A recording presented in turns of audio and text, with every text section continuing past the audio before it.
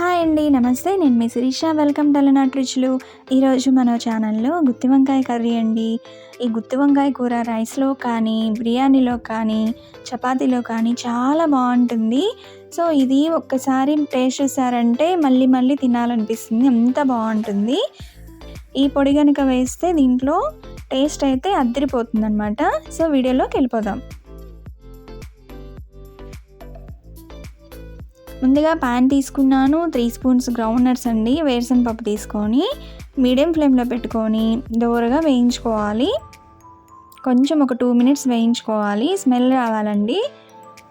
తర్వాత ఒక 2 స్పూన్స్ ఎండు కొబ్బరి వేసుకుంటున్నాను. నువ్వులు ఒక 3 స్పూన్స్ వేసుకుంటున్నాను. ఇవి అన్నీ మీడియం ఫ్లేమ్లో పెట్టుకొని మాత్రమే వేయించుకోవాలి. మంచి స్మెల్ వస్తుందండి వేగేటప్పుడు.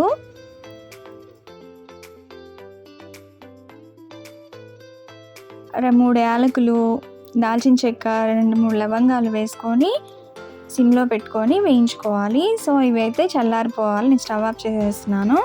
ఇవి చల్లారే లోపల మనం వంకాయలన్నీ కట్ చేసి పెట్టుకుందాము. సో నేనైతే ఒక 10 వంకాయలు తీసుకున్నానండి. వెనక కాడ కొంచెం కట్ చేసి అటు ఇటు 4 వైపులా కట్ చేసుకొని ఉప్పు నీళ్ళలో వేసేస్తున్నాను. మంచి లేత వంకాయలు అయితే చాలా చాలా బాగుంటుందండి కర్రీకి. లేత వంకాయలే తీసుకోండి. అన్నీ అలానే వెనక కాడలు కట్ చేసి 4 వైపులు కట్ చేసి నేనైతే నీళ్ళలో వేసేస్తున్నాను.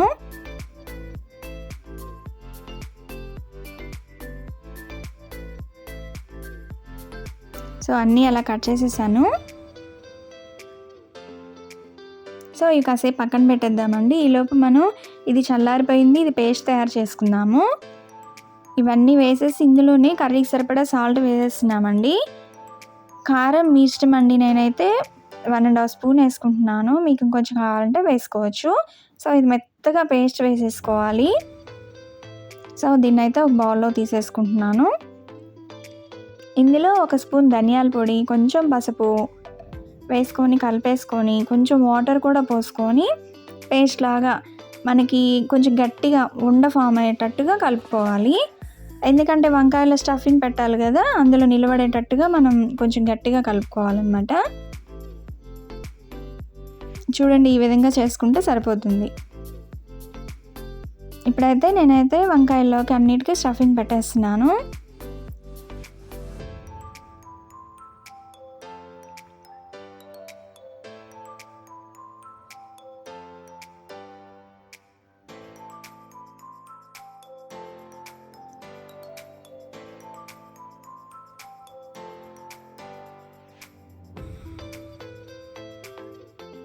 అన్నీ ఇలా పెట్టేసుకొని ప్యాన్ పెట్టుకుంటున్నాను. వేడైన తర్వాత ఒక 5 స్పూన్స్ ఆయిల్ వేసుకొని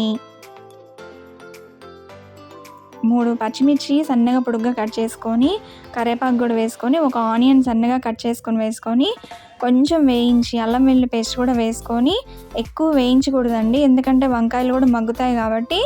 ఒక టమాటా సన్నగా కట్ చేసుకొని వేసుకుంటున్నాను.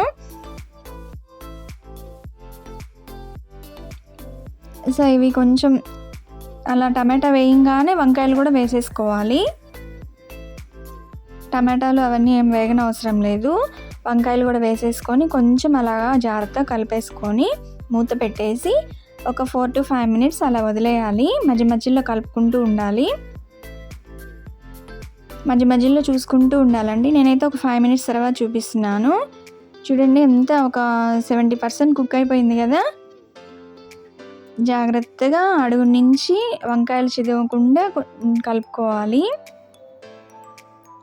ఇప్పుడు మనం ఈ మిగిలిపోయిన పేస్ట్ కూడా ఉంది కదండి, ఆ పేస్ట్ కూడా వేసుకొని వాటర్ కూడా పోసుకొని, వాటర్ చూసుకొని పోసుకోండి, మరి ఎక్కువ పోయొద్దు. చూడండి, ఇలా వస్తే సరిపోతుంది. బాగా కలిపేసుకొని కొంచెం జాగ్రత్తగా వంకాయలని కదలకుండా కలుపుకుంటూ ఉండాలి.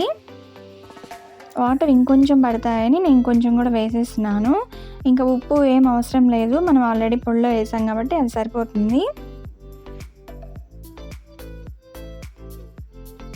సో ఇలా బాగా పట్టేటట్టు కలిపేసుకొని మూత పెట్టేసి ఒక 4 to 5 మినిట్స్ అలా వదిలేయాలండి. సిమ్లో కానీ మీడియం ఫ్లేమ్లో కానీ పెట్టి వదిలేయాలి. చూడండి ఆయిల్ అంతా పైకి వచ్చేసి గ్రేవీ ఎంత చక్కగా భలే ఉంది కదా, చాలా బాగా వచ్చింది కదండి. టేస్ట్ అయితే అదిరిపోతుందండి, నెక్స్ట్ లెవెల్లో ఉంటుంది, అంత బాగుంటుంది. చూడండి చక్కగా ఉడికిపోయింది. ఇప్పుడు మనం ఇంకా ఫైనల్గా కొత్తిమీర వేసుకొని స్టవ్ ఆఫ్ చేసేసుకోవడమే.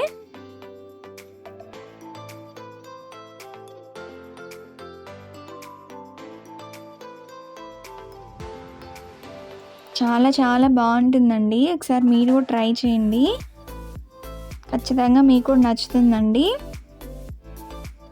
బగారా రైస్లో కూడా చాలా బాగుంటుందండి ఇది. సో నేనైతే సర్వ్ చేసేస్తున్నాను.